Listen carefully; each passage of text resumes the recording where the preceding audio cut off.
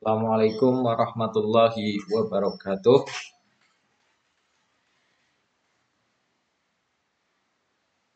Kita mulai ya materi hari ini, yaitu tema. Kalian lihat buku tema halaman 134 ya. Halaman 134.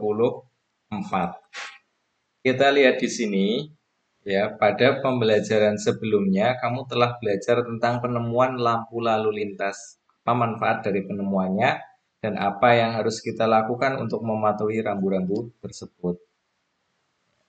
Rambu lalu lintas, kita semua pasti sudah mengenal lampu lalu lintas. Kita sering melihat lampu lalu lintas di perempatan atau di persimpangan jalan. Di sini ada kata tidak baku yaitu ngelihat. Ya, ini ngelihat. Kita sering ngelihat, berarti kita sering kata bakunya melihat. Lampu lalu lintas terdiri dari 3 warna yaitu merah, kuning, dan hijau. Tahukah kamu siapa yang nemuin? Nah, ini nemuin juga kata yang tidak baku. Ya, ini maksudnya kata tidak baku ini. Ya, kemarin banyak yang masih bingung ya. Nemuin itu artinya apa? Menemukan. Ya, nemuin lampu lalu lintas ia adalah Gareth Augustus Morgan, seorang warga Amerika berkulit putih yang peduli dengan keselamatan orang lain. Morgan terpanggil untuk menciptakan sistem. Sistem ini juga bukan kata baku, harusnya sistem pakai E.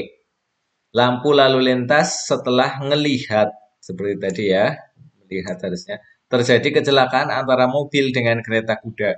Ia enggak ingin kejadian itu terus berulang. Enggak, itu bukan kata baku, harusnya tidak. Hingga saat ini penemuan Morgan sangat bermanfaat untuk mengatur lalu lintas dan menyelamatkan pengguna jalan dari kecelakaan. Nah, ini ya. Temukan kosakata non baku dan kalimat tidak efektif dalam teks di atas, tulislah dalam tabel berikut. Ya, tadi sudah kita bahas ya. Sudah kita bahas. Kita lanjut. Kapan kita menggunakan kosakata baku? Ketika kita berbicara dalam acara formal atau menulis ya, menulis pada buku yang formal. Mengapa kita menggunakannya? Ya, agar mudah dipahami oleh siapa? Oleh orang yang membaca atau mendengarnya. Cermatilah tulisanmu sebelumnya, carilah kosakata baku, kosakata non baku yang masih kamu tulis, ini tidak usah, lanjut. Ayo berdiskusi. Setelah membaca teks rambu lalu lintas, tulislah pertanyaan tentang hal yang ingin kamu ketahui lebih lanjut tentang lampu lalu lintas terkait dengan tanggung jawab melaksanakan hak dan kewajiban sebagai warga negara. Ini kita lanjutkan, ya kita lewati ya. Diskusikan pertanyaan yang lebih, ini tidak usah, lanjut. Ini, kamu telah mengetahui bahwa lampu lalu lintas ditemukan untuk menciptakan keamanan dan kenyamanan bagi pengguna jalan. Ya, jadi fungsinya adalah menciptakan keamanan dan kenyamanan bagi pengguna jalan. Selain lampu lalu lintas, masih banyak lagi rambu-rambu lain yang mempunyai tujuan masing-masing. Setiap warga negara mempunyai kewajiban untuk mematuhi rambu-rambu lalu lintas tersebut agar hak orang lain untuk mendapatkan keamanan dan kenyamanan terjamin. Ya, jadi ada rambu lalu lintas, kita harus mematuhi. Ya. Misalkan di lampu merah berhenti. Ya, lampu menunjukkan warna merah, rambu-rambu lalu lintas menunjukkan warna merah, kita harus berhenti. Berdasarkan pengalamanmu, diskusikan dalam kelompok tentang contoh sikap warga yang sudah menunaikan kewajiban sebagai warga yang baik di jalan raya.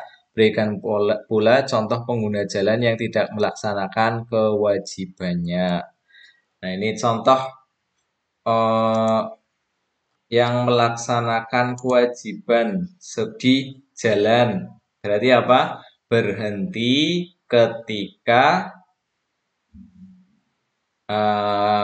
lampu menunjukkan warna merah, ya. Berjalan ketika lampu berwarna hijau, ya. Tidak parkir di sembarang tempat dan sebagainya. Tidak melaksanakan kewajiban, contohnya banyak sekali. Misalkan anak SD sudah naik motor, ya itu membahayakan ya. Naik sepeda motor tidak menggunakan helm, naik sepeda motor tidak memiliki SIM, ya. SIM itu apa? Surat izin mengemudi, ya. Naik sepeda ugal-ugalan, ya. Naik sepeda jejer nang dalan ana ngasih 5 wong, misalkan itu tidak melaksanakan kewajiban. Akibat tidak melaksanakan kewajiban berarti apa? Mengganggu hak orang lain. Jalanan menjadi tidak aman, jalan menjadi tidak nyaman. Itu ya akibat tidak melaksanakan kewajiban di jalan. Terus, ketika seseorang tidak melaksanakan kewajibannya di jalan raya, apakah hal tersebut dapat mengganggu hak orang lain? Jelas sekali. Ya, jelas sekali sangat mengganggu hak orang lain. Lanjut, nah ini yang akan kalian kerjakan. Selain lampu lalu lintas, terdapat juga rambu-rambu lalu lintas lainnya. Amati rambu-rambu berikut. Ini ada 7, ya. Kalian nanti kerjakan nomor 1 itu apa, ya. Artinya kalian cari di internet, ya. Rambu-rambu lalu lintas akan keluar banyak sekali, ya. Kita lanjut.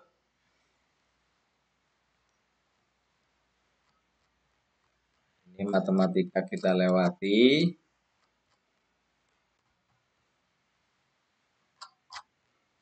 Pembelajaran 5. Masih ingatkah kamu tentang penemuan radio? Penemuan itu membawa perubahan bagi masyarakat. Apa saja perubahan tersebut? Ayo kita pelajari lebih lanjut. Guglielmo Marconi menemukan radio yang membawa banyak manfaat warga dunia. Tulislah kembali manfaat yang kamu rasakan dari radio, ya. Kalau mungkin sekarang jarang ya orang dengar radio, ya. Kalau dulu mungkin zamannya Pak Guru itu mendengar radio, ya. Pertama radio, ya. Manfaatnya adalah menambah ilmu pengetahuan atau untuk menambah ilmu, ya. Kemudian untuk hiburan, ya. Kemudian menambah informasi. Lagi yang terakhir misalkan mengiklankan produk. Contoh misalkan di radio, ya, di radio itu kadang-kadang ada iklannya, ya. Iklan apa? Misalkan ya suatu tempat rumah makan, ya. Rumah makan atau misalkan eh, toko pakaian, ya, toko mebel itu eh, kadang kita bisa dengar di radio. Dalam bidang ekonomi, radio membawa banyak manfaat. Coba diskusin dengan temanmu manfaat radio dalam bidang ekonomi. Ya tadi itu apa? Untuk mengiklankan suatu produk. Jadi ketika kita atau produsen mengiklankan produk, maka banyak orang yang tahu tentang produk yang dia produksi. Contoh misalkan pakaian, ada toko pakaian di Banyumas, ya. Dia iklankan di radio, maka banyak orang yang tahu tentang toko pakaiannya tersebut sehingga diharapkan nantinya banyak orang datang ke toko pakaian tersebut. Ya. Lanjut, nah ini juga untuk tugasnya, ya tadi untuk yang rambu-rambu itu, sekarang tugasnya yang ini. Coba diskusikan penemuan-penemuan berikut dan manfaat yang dirasakan di bidang ekonomi, carilah fakta-fakta berbagai sumber. Ya, kalian cari ya penemuannya. Ini ada telepon, dampak di bidang ekonomi itu apa? Ya telepon. atau HP lah ya, HP. Nah, HP anak Shopee nih misalkan ya. Ada Shopee, ada Bukalapak dan sebagainya dalam bidang ekonomi apa? Berarti produknya jadi seperti apa? Nah, terus ini ada laptop dengan internet ya.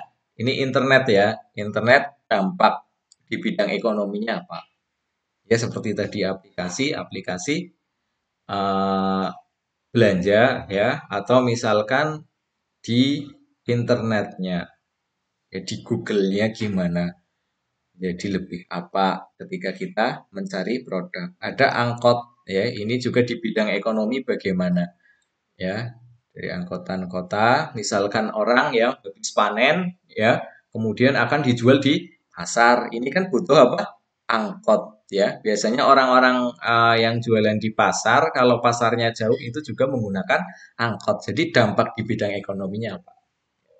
Apa yang dapat kamu simpulkan? Apakah penemuan yang ada membawa perubahan besar dalam bidang ekonomi? Ya nanti berarti jawabannya ya. Ya, jawabannya ya karena apa? Ini tidak perlu ya. Ini tidak perlu dijawab. Yang penting nanti ini. Nanti Pak Guru berikan tugasnya lewat PDF. Apakah penemuan yang ada membawa dampak positif dalam bidang ekonomi? Ya, silahkan. Apa membawa dampak positif? Jelas ya. Apa penemuan yang ada membawa dampak kurang baik di bidang ekonomi? Ya, kadang kalau misalkan internet ya itu ada yang membawa dampak kurang baik di bidang ekonomi. Kenapa? Karena pasar-pasar tradisional, toko-toko menjadi kurang laris. Karena kebanyakan orang sekarang menggunakan apa? Menggunakan marketplace seperti Shopee, Tokopedia, kemudian apa itu Bukalapak ya, dan banyak lagi. Ya maka pasar-pasar tradisional dan toko-toko menjadi kurang laris. Kita lanjut, ini matematika kita lewati. Pembelajaran 6, ini ada apa ini?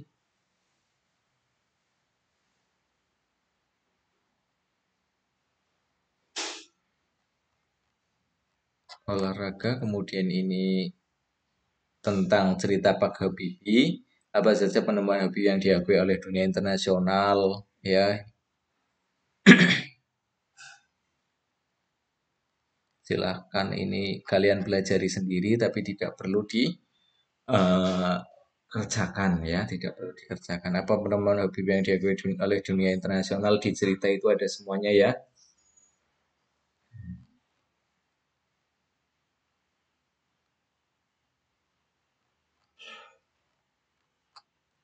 Ya, selesai ya untuk pembelajaran hari ini. Nanti tugasnya ada dua,